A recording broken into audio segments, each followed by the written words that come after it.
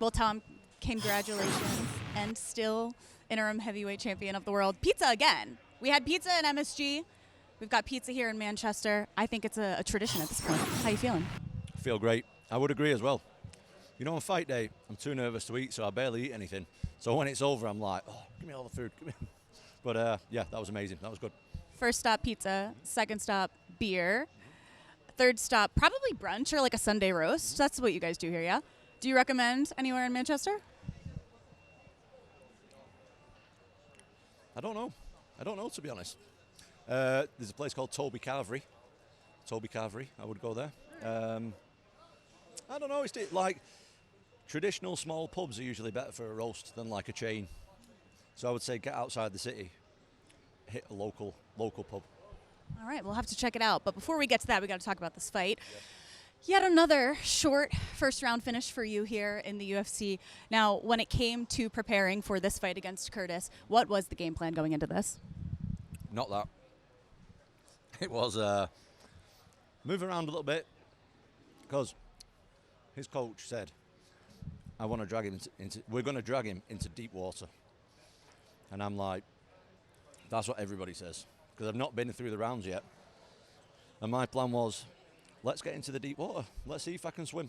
Do you know what I mean? And that's what happened. I landed a shot and he went down. So that's all I can do. Yeah. I feel like we have a lot of the similar conversations where you're ready for 3 rounds. You want to show, 5 rounds. Yeah. 5 rounds. See, we haven't even gotten past 1.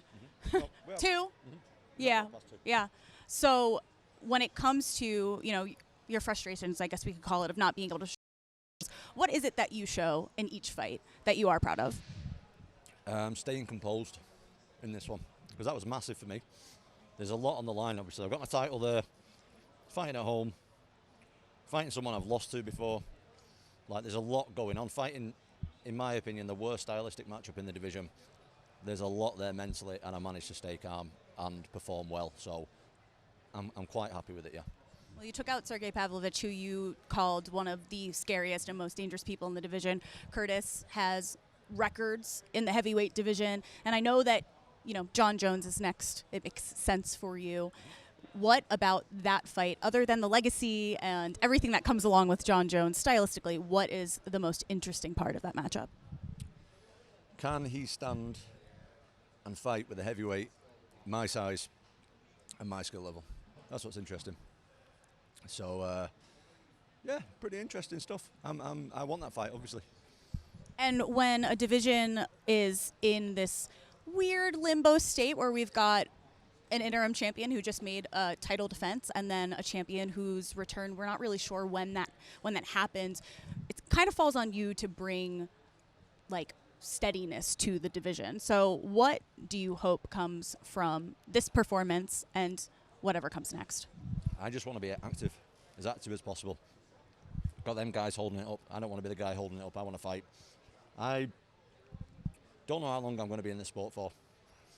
I want to make as much money and have as much glory as possible in the time that I'm here, and then I'll go and do something else. So while I'm fit, while I'm healthy, while I'm young, while I'm happy, let's get the fights in, get the money made, and get all the glory. When you think about your legacy as it's being written every time you step into the octagon, when you look back on your career, on this moment, what do you hope that you remember most and your fans remember? This very moment. Yeah, this one. Yes. It just doesn't get bigger than that. This is, people don't understand how big this is for a guy from Manchester. It's massive. It's absolutely huge. It's what I spent my whole life working towards. And how many people in this life for real, like walking on the planet Earth, can say that they've lived their actual dream? I don't think there's that many. So I feel very, very lucky and grateful to be able to do that tonight. And last, when you think of everything that you've been through, all the sacrifices that you've made that brought you to this specific moment, getting to do it in Manchester in front of this crowd, even if it's at 5 o'clock in the morning, what does it mean to you? Everything. Absolutely everything. I mean, the 5 o'clock in the morning thing's not that great, to be honest. I'd choose not to do that again if possible, but it's all worth it, and I'm very grateful that we're here. You spoke about activity. If you could have a say in when you return, obviously against Jon Jones, when would it be? Soon as possible, but that's up to him. Well, Tom, we can't wait to see you back whenever it may be. Congratulations, and we gotta go find a Sunday roast.